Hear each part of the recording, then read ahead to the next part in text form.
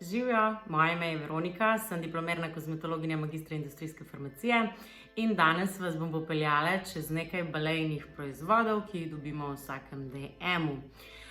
Predstavila bom dva proizvoda, ki sta me navdušila in dva, nad katerimi nisem bila tako navdušena. Tako da ostanite z mano in ugotovite, kateri so to izdelki. Prej pa prijavite se na moj kanal, všečkajte vsebino, ki vam je všeč. Jaz bom začela kar s tistimi, ki so mi pač res pri srcu. In sicer, če začnem z Balea Med 15% Urea losjon za telo. Zelo lahek losjon, ki se hitro pije, tako da ne pušča nekih sledi na telesu, Mislim pa, da stane nekje, zdaj cen čist ne vem, ampak mislim, da je res nekje 2-3 evra. 15% urea, to je že visoka koncentracija urea, kaj pomaga pri vsej tej, ki imate kakšne rdeče pikice od britja, potem, kot sem že omenjala v enem videu, pri pilarni keratozi. V manjših koncentracijah urea deluje kot vlažilec, v višjih koncentracijah pa tudi keratolitično. To pomeni pač, da rahlja te povezane odmrle celice na površini kože in potem te celice hitreje seveda odpadejo. Zakaj je moj glas tak? Zaradi tega, ker tudi jaz sem imela korono, simptomi ostanejo že nekaj časa, tako da tudi moj glas je še spremenjen, upam, da se kmalu vrne v normalo. Zdaj, meni je všeč tale losjon tudi zaradi tega, ker je res preprosta sestava in ima ta non-sticky feeling na koži. V njem je poleg 15% ure še sončnično olje, glicerin, ki oba lepo vlažita. Dodano je tudi karitejevo maslo, ki naredi malo bolj bogat losjon, ampak tukaj je dodano glih toliko, da ni prebogat, res se lepo upije. In za to ceno mislim, da je dobrodošel losjon v vsaki kopalnici. Ima pa tudi alantoin, ki kožo tudi vlaži in pa pomerja. Tako, to bi bil prvi proizvod. In naslednji je tudi z ureo, zaradi tega, ker pač itak jaz to ful iščem, sploh ker imam pilarno keratozo in pač meni taki produkti prav pridejo. Velikokrat vidim, da so produkti z 10% ureo ali več dost predragi. Tako da tukaj spet pride na voljo Balea Schrundenzalbe, torej v bistvu neko mazilo za podplate, ki pa ima 25% ureo, torej še višji odstotek. Meni pač pomaga, da je čim višji. Tudi, ko sem imela malo suhe podplate, zdaj na začetku poletja, sem si parkrat zvečer namazala in že niso bili več suhi. Z ureo lahko to najhitreje v bistvu naredite. Tale kremca ima dodana še nekaj več teh protimikrobnih sredstev, seveda zaradi tega, ker to nanašamo na stopala, tako da to je odlično in ima tudi zelo enostavno recepturo, sestavo, malo je še glicerina, ricinusovega olja, alantoin in pa vitamin E.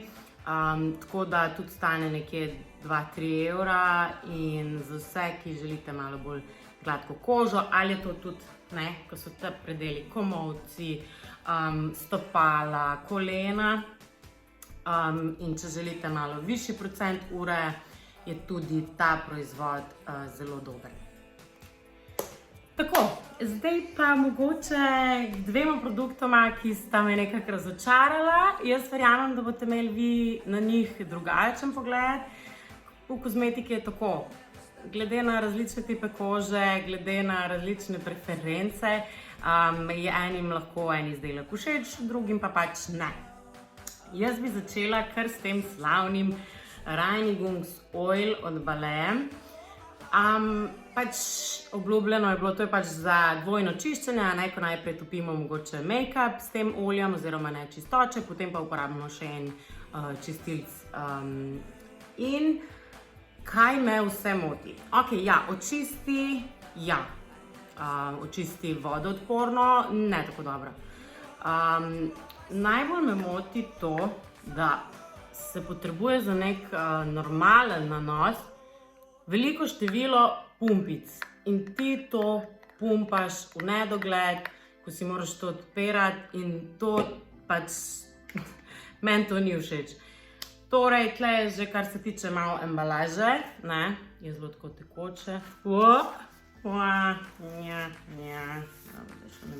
Kaj pa druga stvar, je pa to, da, o moj bog, kako smrdi.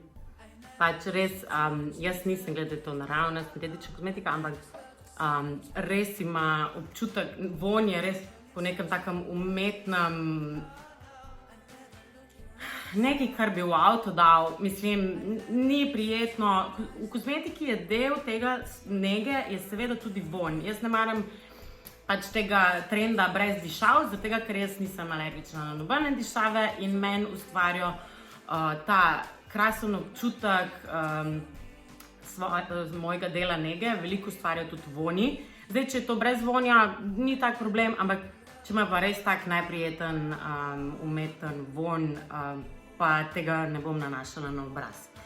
Tako da Balea Reinigungsoil je zame pač, ja, res je pocen, ampak je pač ful se ga porabi, tako da mogoče na koncu sploh ni toliko pocen, ker lahko dobimo ful boljše oljne odstranjevalce, ne. Že naprimer Inky List Oat Cleansing Balm mi je pač ful boljši, pa je 10 €, pa ga imaš ne vem kako dobro.